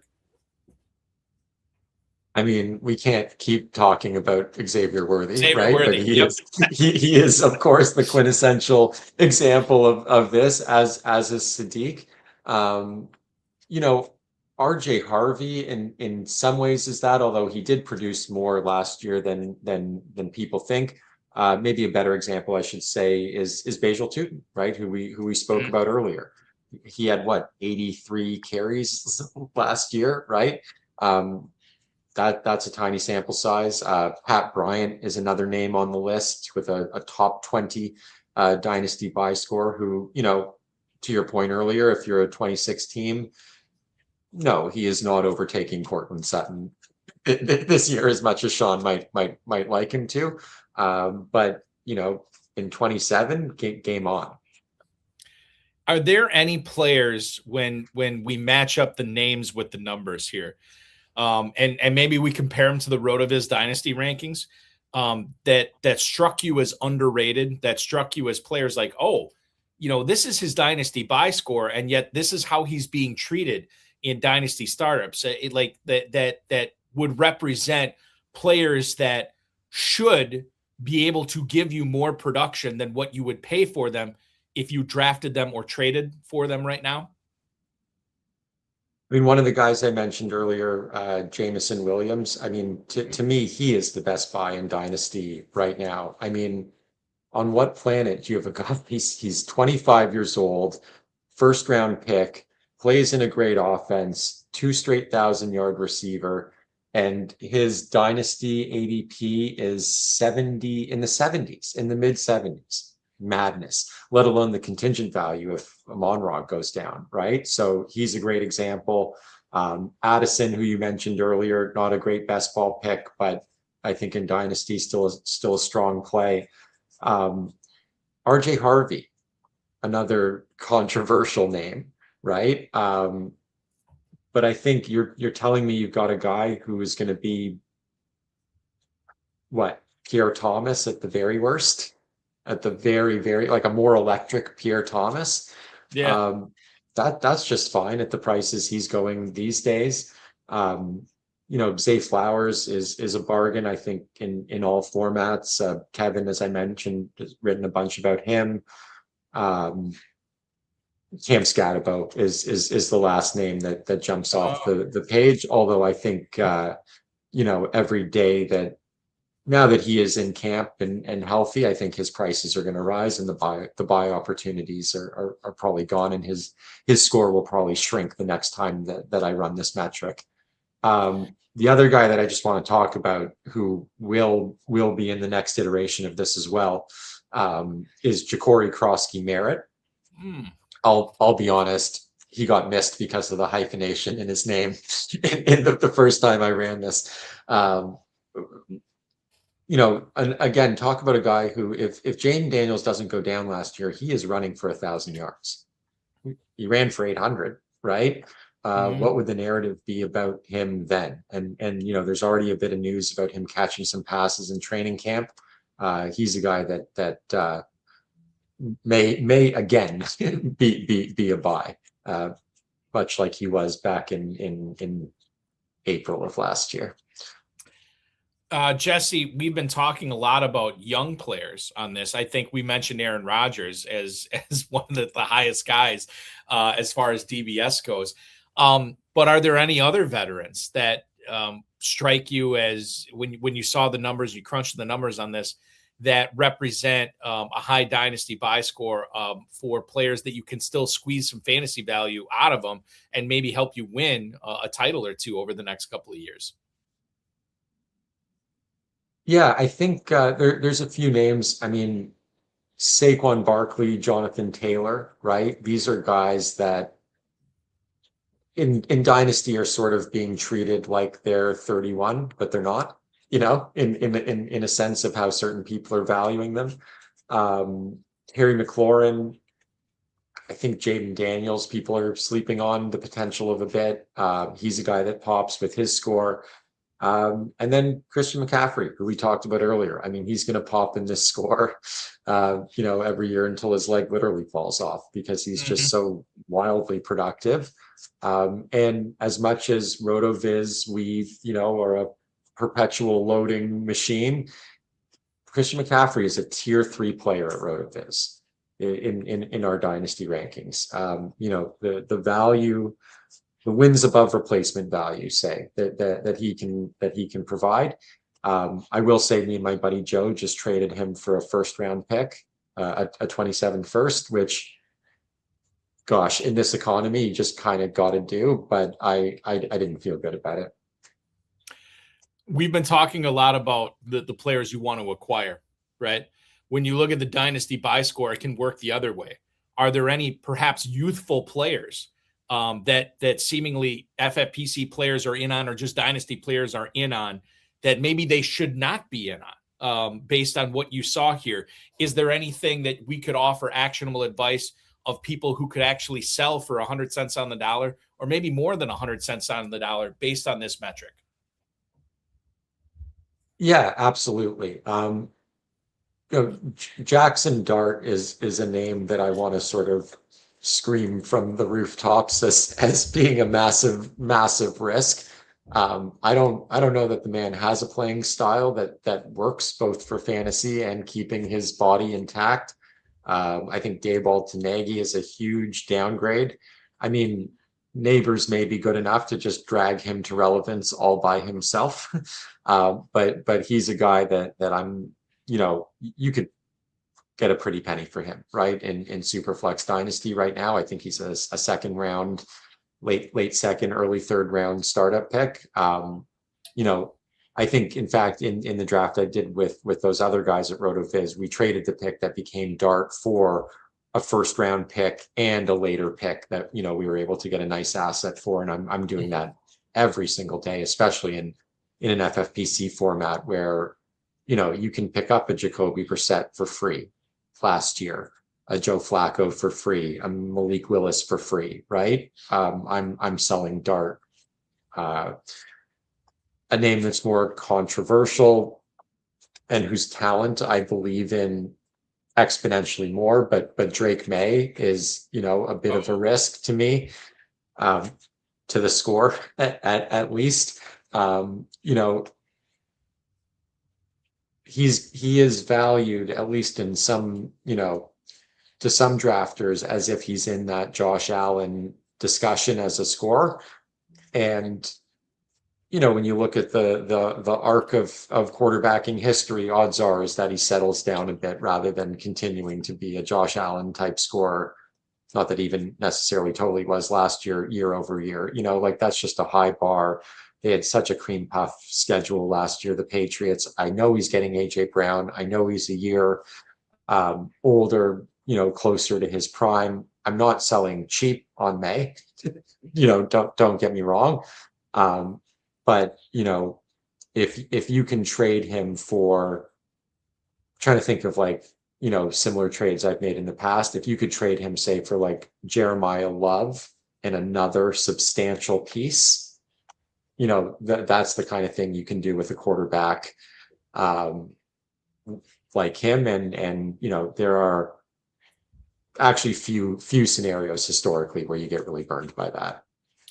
Because the Dynasty Buy Score is based on ADP, the numbers are always changing. And to read more on this and check out everything that Jesse is writing about this, go to rotoviz.com, get yourself a sub, and make sure that you are cashing in on this great content that's going to help you win Dynasty Leagues, Empire Leagues, so on and so forth. And Jesse, this isn't the only thing that you're working on for RotoViz as well. Tell us more about what you are pounding out, not only now, but for the remainder of drafting season, and then obviously once the season starts as well.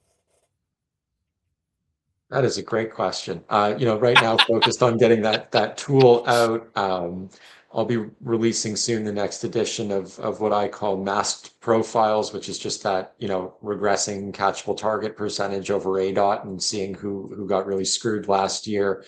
And then during the season, I'll be returning, and maybe in the preseason as well, to what I call the Dynasty Dealbook series, where every week I try to just sort of take a different Dynasty angle that's usually a bit contrarian.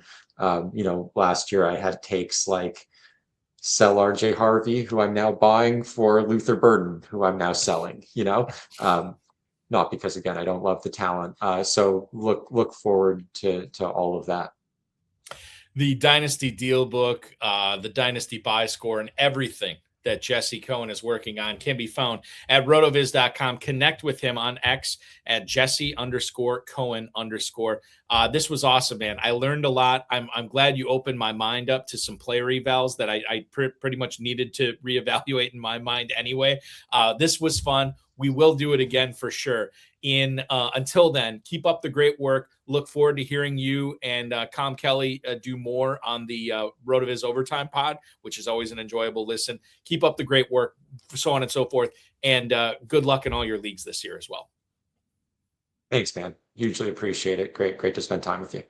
Absolutely. Jesse Cohen from RotoViz. And that will wrap up our show tonight. Want to encourage everybody to check out FFPC Player One Leagues. They start off at $10 and go up from there. You versus 11 other smart FFPC CPU players where you can win big prizes, including cash, main event entries, and big gorilla entries. And of course, FFPC Chop Leagues available now at myffpc.com. Don't be the lowest scoring player in your league every single week, and you will win your FFPC Chop League. They are available now at myffpc.com. They start at $35 and go up from there. I want to thank Jesse Cohen and our producer, Sean Engel, tonight. We'll be back at 7 o'clock next Thursday night with RotoWire's Jim Coventry. He just drafted in Pros versus Joes. You can watch him next Thursday at 7 p.m. Eastern with yours truly. For Sean Engel, for Jesse Cohen, I'm Eric Balkman. This has been FFPC Insider Access. Enjoy your weekend, everybody. Thanks for watching.